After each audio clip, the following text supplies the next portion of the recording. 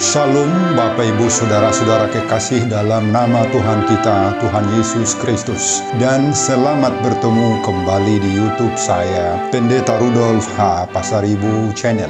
Dengan dan lewat channel ini, saya komit untuk senantiasa menyebarkan pengajaran firman Tuhan. Karena saya percaya berlandaskan Yesaya pasal 55 ayat 11 bahwa firman Tuhan yang saya dan Bapak, Ibu, Saudara-saudara semuanya ikut sebar lewat apapun, termasuk lewat video ini, tidak akan kembali dengan sia-sia, tetapi akan bekerja sendiri lewat kuasa dan berkat urapan Roh Kudus.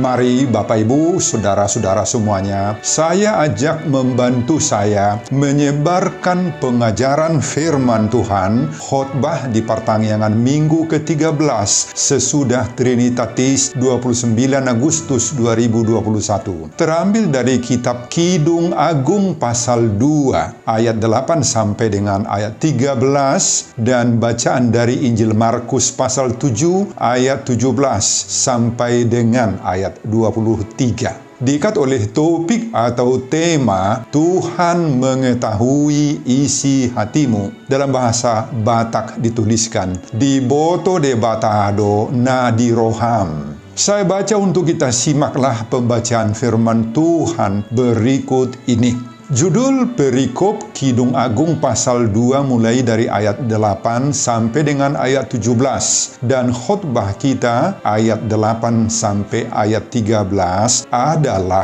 di pintu mempelai perempuan. Dengarlah kekasihku, lihatlah. Ia datang melompat-lompat di atas gunung-gunung, meloncat-loncat di atas bukit-bukit. Kekasihku serupa kijang atau anak rusa. Lihatlah, ia berdiri di balik dinding kita sambil menengok-nengok melalui tingkap-tingkap dan melihat dari kisi-kisi. Kekasihku mulai berbicara kepadaku, bangunlah manisku, jelitaku, marilah. Karena lihatlah, musim dingin telah lewat, hujan telah berhenti dan sudah lalu. Di ladang telah nampak bunga-bunga, tibalah musim memangkas, bunyi tekukur terdengar di tanah kita. Pohon ara mulai berbuah dan bunga pohon anggur semerbak baunya. Bangunlah manisku, jelitaku, marilah.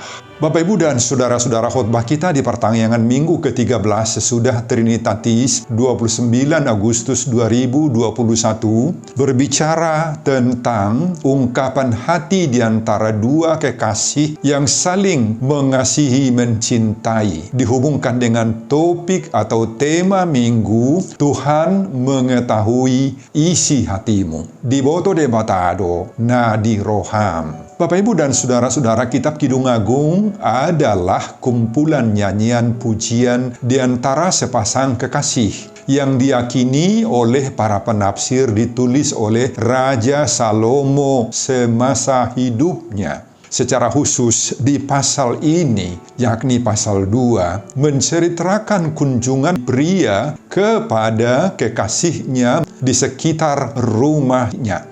Pada perikop ini, pria dan sang wanita kekasihnya bertemu dalam suasana yang begitu asri di alam terbuka. Saat khotbah ini, perempuan tinggal di rumah orang tuanya di sebuah kampung.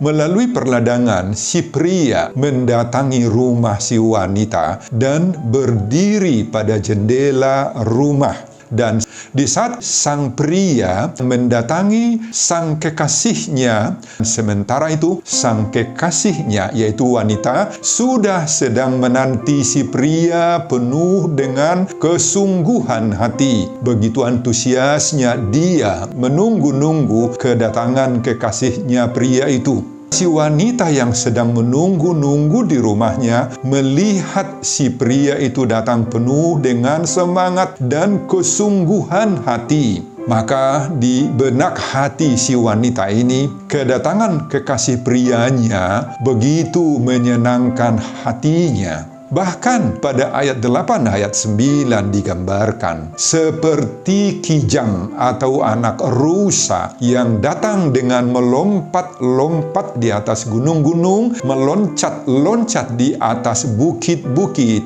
Ia melukiskan kekasih prianya yang datang itu dengan metafora kijang dan binatang anak rusa yang bermain di padang dan di lereng bukit, ayat 9a. Dan setelah kekasih pria itu tiba, dia tidak langsung memasuki rumah atau tempat tinggal si perempuan, tetapi dia berdiri di balik dinding. Dari sanalah si pria itu melihat-lihat kekasihnya. Pada ayat 9 ditulis, "Lihatlah, ia berdiri di balik dinding kita, sambil menengok-nengok melalui tingkap-tingkap dan melihat dari kisi-kisi." Kemudian selanjutnya terjadilah pembicaraan di antara mereka berdua. Mereka saling memuji, bahkan kemudian si pria itu beranjak mengajak kekasihnya untuk menikmati kebersamaan di alam yang asri nan terbuka itu.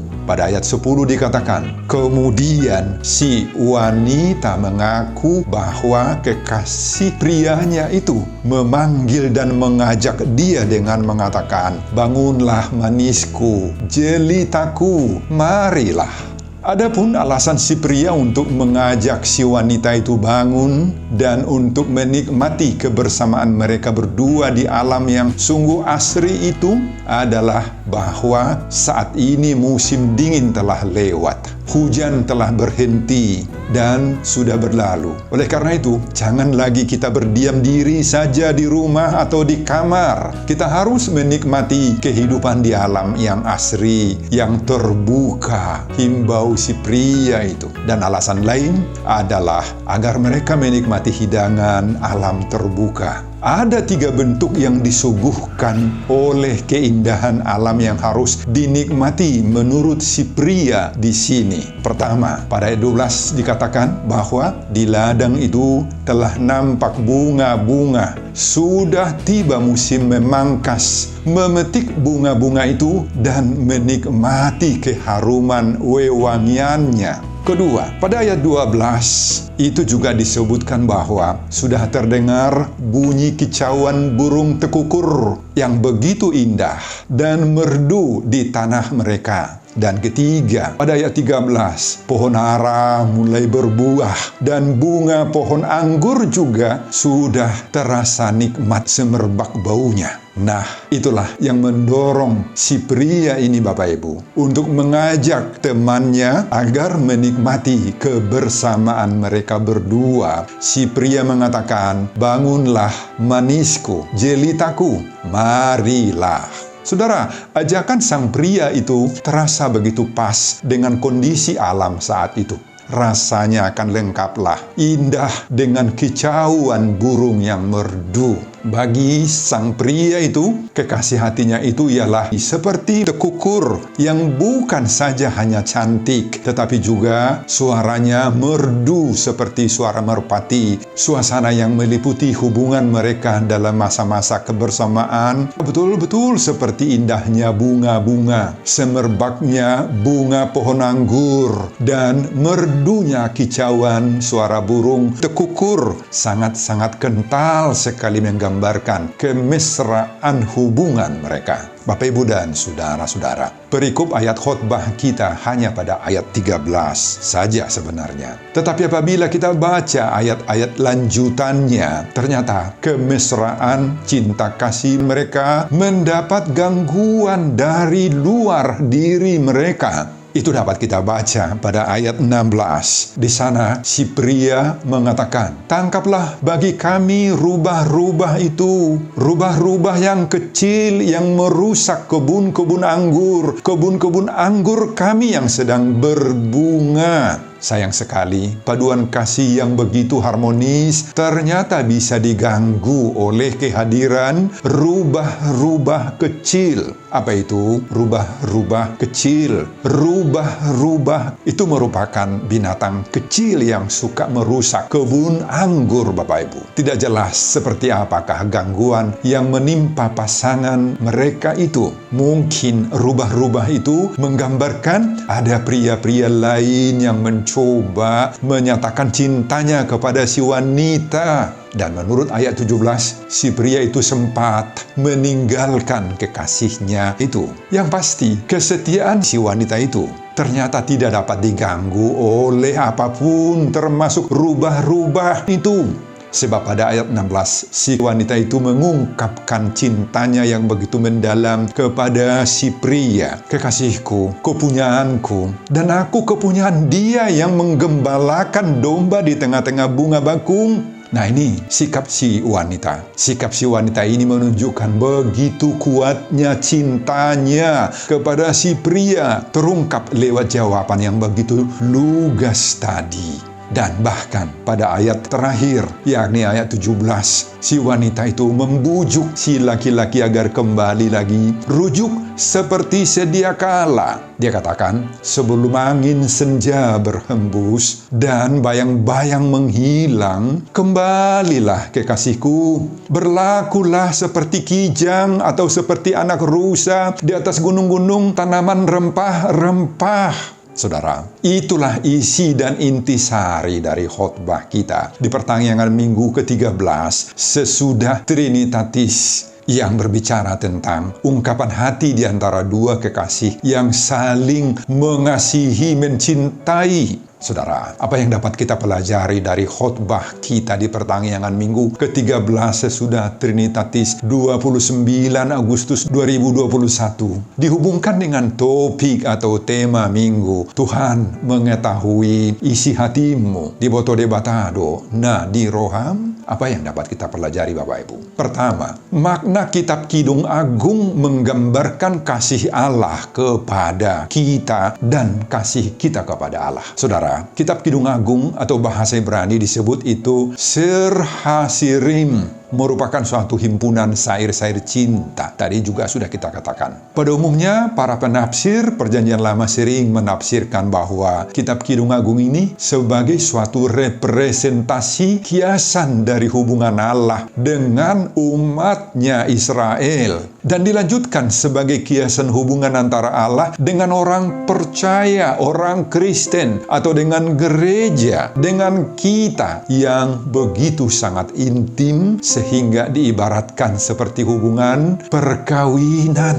Allah atau Kristus Yesuslah yang menjadi mempelai laki-lakinya. Dan gereja atau orang percayalah kita ini sebagai mempelai wanitanya. Bapak, Ibu, dan saudara-saudara, pada umumnya ada dua metode penafsiran yang sering digunakan untuk memahami kitab Kidung Agung ini. Penafsiran pertama, metode penafsiran yang disebut dengan secara alegori, di mana seluruh teks dan kalimat-kalimat yang ada dalam kitab Kidung Agung ini dimaknai secara rohani. Para penafsir alegoris itu berusaha mencari makna rohani yang terkandung di dalam setiap isi kitab Kidung Agung ini. Itu sebabnya semua kata-kata cinta, kasih, sayangku, dan lain-lain yang sejenis yang ada dalam kitab Kidung Agung ini selalu diartikan sebagai gambaran hubungan antara Allah dengan umat pilihannya orang Israel. Hubungan Allah atau Kristus dengan gereja, dengan kita orang-orang percaya. Allah atau Kristuslah yang digambarkan sebagai mempelai laki-laki dan gereja atau orang percaya sebagai mempelai perempuan. Dan metode penafsiran yang kedua, metode yang disebut dengan natural,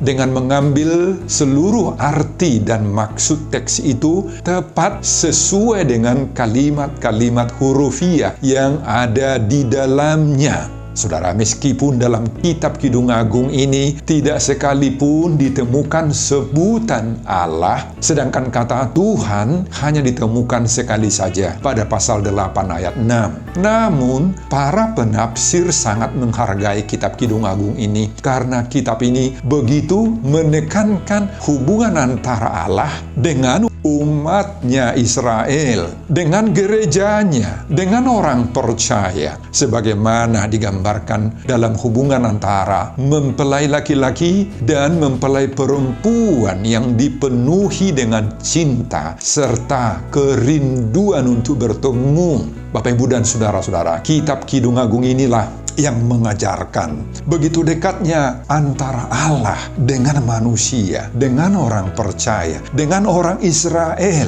dengan orang Kristen, dengan gereja. Bahkan disebut saling mencintai, saling menghargai di antara keduanya. Bahkan hubungan yang begitu dekat antara Allah dengan orang percaya ini mengalirkan kekuatan, pengharapan, kesabaran, ketabahan bagi kita di saat menghadapi berbagai-bagai tantangan dan pergumulan hidup. Kenapa? Kitab Kidung Agung inilah yang menginspirasi banyak orang percaya untuk memahami bahwa Tuhan itu selalu rindu untuk bertemu dengan umatnya, rindu hadir di tengah-tengah kehidupan orang percaya, dan selalu mendengar keluhan-keluhan pergumulan umat yang dicintainya. Sebaliknya, Kidung Agung inilah juga yang memotivasi, menginspirasi orang percaya agar selalu rindu menemui Tuhan, merasakan kehadiran Tuhan, mendengarkan suara Tuhan, dan mengalami sentuhan-sentuhan karya-karya daripada Tuhan itu di dalam hidupnya. Saudara, inilah pengajaran pertama yang harus kita petik, kita sadari dari kitab Kidung Agung ini. Benar bahwa kitab Kidung Agung ini sangat-sangat jarang kita bicarakan, kita dengar, kita bahas. Jarang kita diskusikan, baik dalam khotbah-khotbah maupun dalam sermon-sermon para parhaladu atau Bible Study. Jarang dari kitab Kidung Agung ini, Bapak Ibu. Tetapi sekaranglah waktunya kita disadarkan agar kita mau senantiasa bertaut dan menyatu dengan Tuhan itu dalam hubungan saling cinta mencintai, kasih mengasihi. Amin, Bapak Ibu. Ini pelajaran pertama. Kita harus tahu apa itu kitab Kidung Agung. Kedua, banyak cara mengungkapkan isi hati kepada yang kita cintai, kita kasihi. Dalam khotbah ini kita melihat mulai dari si wanita yang mencurahkan isi hati dan cintanya itu kepada si pria. Begini, si pria itu dia gambarkan seperti kijang atau anak rusa yang datang menghampiri dia. Bagi orang Israel, binatang kijang atau rusa adalah dianggap sebagai binatang yang cantik, yang bersih, putih, lembut. Kemudian si pria itu juga sering digambarkan oleh wanita itu sebagai binatang yang gesit, cepat, rajin, tidak malas. Sebagaimana pada pasal 8 ayat 14. Itu sebabnya si wanita mengatakan di sini, kekasihku serupa kijang atau anak rusa. Dia melompat-lompat di atas gunung-gunung, meloncat-loncat di atas bukit-bukit. Nah itu bagaimana si wanita menggambarkan si laki-laki. Sedangkan dari pihak si pria, dia mengungkapkan isi hatinya dengan menggambarkan pasangan wanitanya itu dengan sebutan manisku, jelitaku, marilah. Gambaran lain disebutkan di sini, si wanita itu disebutkan merpatiku, perlihatkanlah wajahmu, perdengarkanlah suaramu, sebab merdu suaramu, elok wajahmu, kata si pria. Saudara, demikianlah masing-masing pria dan wanita mengungkapkan rasa cintanya, kasihnya, kemesraan hatinya kepada pasangan masing-masing. Saudara, khotbah ini mengajar kita juga saat ini perlunya kita saling menjaga kehangatan atau dinamika yang saling kasih mengasihi di antara kita dengan orang yang kita kasihi, kita cintai, dan kita hormati. Orang yang kita kasihi, kita cintai, kita hormati itu Bapak Ibu, banyak sekali itu. Tentu pasangan yang paling utama adalah istri kita, suami, anak-anak kita, atau orang-orang tua kita masing-masing. Itu kekasih kita yang paling utama dulu. Ungkapkanlah rasa cintamu, kasihmu, luapan kekaguman dan pujian hatimu terhadap kebaikan-kebaikan mereka, hasil kerja mereka, buah keringat mereka yang sudah kamu nikmati. Nyatakan itu dari hati yang terdalammu. Namun, selain itu, orang yang kita kasihi, kita cintai, kita kagumi itu juga bisa dengan sahabat-sahabat kita. Keluarga-keluarga terdekat lain daripada kita. Bisa juga dengan para tetangga-tetangga kita. Dengan orang-orang yang bersama mereka kita satu kumpulan. Baik dalam konteks gereja, satu kumpulan dalam konteks arisan, punguan marga, dan berbagai-bagai punguan-punguan atau kumpulan lainnya. Terhadap mereka-mereka itu perlu kita ungkapkan rasa kasih, cinta, dan pujian kepada mereka dari dalam hati kita yang terdalam, Bapak Ibu. Dengan mencetuskan ungkapan-ungkapan cinta, kasih, dan pujian buat mereka itu, maka dinamika hubungan kita semakin baik, semakin intim.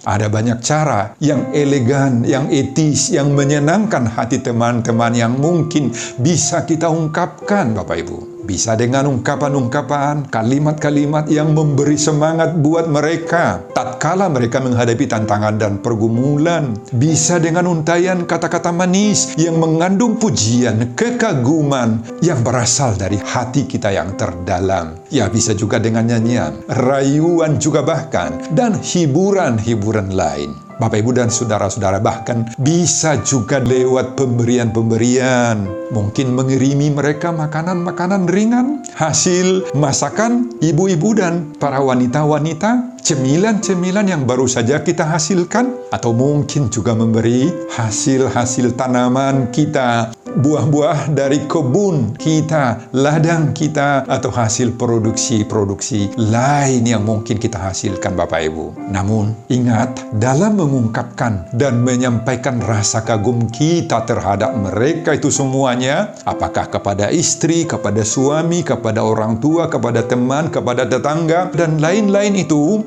ingat, hendaklah kita nyatakan dengan hati yang tulus ikhlas, murni, berasal dari ungkapan hati yang jujur, jangan karena terpaksa. Dan apalagi bukan dari hati yang berpura-pura, yang dalam bahasa Batak disebut dengan sipalesem. Jangan, Bapak Ibu, jangan. Ingat topik minggu, Tuhan mengetahui isi hatimu. Di boto de batado, nadi roham. Marilah kita lakukan itu dengan hati yang bersih, hati yang murni, dan penuh dengan sukacita. Dan Tuhan akan memberkati semua dinamika dan hubungan kita bersama dengan orang-orang yang kita kasihi itu. Pengajaran yang ketiga, cermati rubah-rubah yang merusak cinta kasih di dalam hubungan rumah tangga dan persahabatan sesama kita. Pada bagian akhir dari perikop khotbah ini disebutkan bahwa sering sekali ada gangguan terhadap hubungan cinta kasih. Baik pada saat masih dalam tingkat bertunangan, dalam keluarga sebagai suami istri, bahkan maupun dalam hubungan kasih pertemanan dengan orang-orang lain, dengan tetangga, dengan komunitas masyarakat di mana kita berada. Mungkin dalam komunitas gereja, hubungan sosial, arisan, keluarga, dan kumpulan-kumpulan lain. Banyak sekali gangguan-gangguan yang merusak hubungan kita itu, Bapak Ibu. Makanya pada ayat 15, walaupun memang tidak ikut dalam khotbah kita, di sana ditulis, tangkaplah bagi kami rubah-rubah itu. Rubah-rubah yang kecil yang merusak kebun-kebun anggur. Kebun-kebun anggur kami yang sedang berbunga.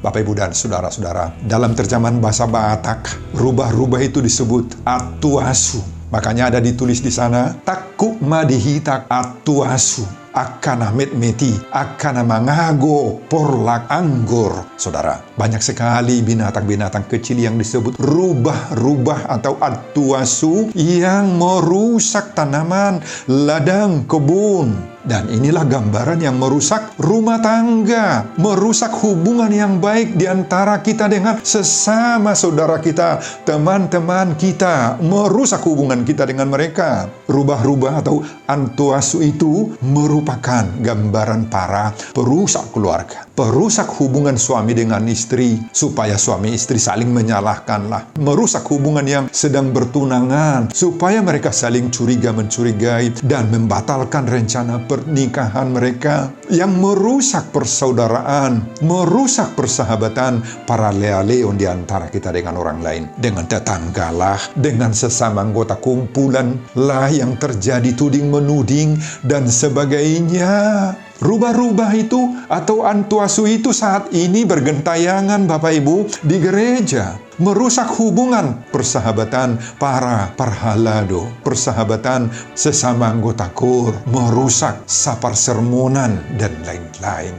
Saudara, mari kita sadari hebatnya pengaruh rubah-rubah atau antuasu ini dalam segala lapangan hidup kita. Meskipun kecil, tetapi dapat membuat hubungan kita amburadul, retak, hancur. Persoalan yang kecil saja bisa membuat suami dan istri atau orang-orang yang sedang bertunangan itu bercerai. Bisa membuat orang-orang yang kakak beradik dan namarhahamarang itu bertengkar, bersoal jawab, marbadai, gaor, gutur. Bisa membuat orang-orang dalam kumpulan sosial pecah kongsi dan lain-lain. Saudara, marilah kita saling menjaga diri kita, hati kita, agar kita jangan menjadi rubah-rubah, antuasu, perusak buat orang lain, perusak bagi persekutuan di tengah-tengah kita. Mari kita jaga ketulusan hati kita, kejujuran dan kebenaran yang ada di balik semua ungkapan kasih kita kepada semua orang lain. Amin, Bapak Ibu. Jangan karena didorong emosional sesaat kita baik, atau karena sedang mabuk kepayang sehingga kita baik kepada orang lain.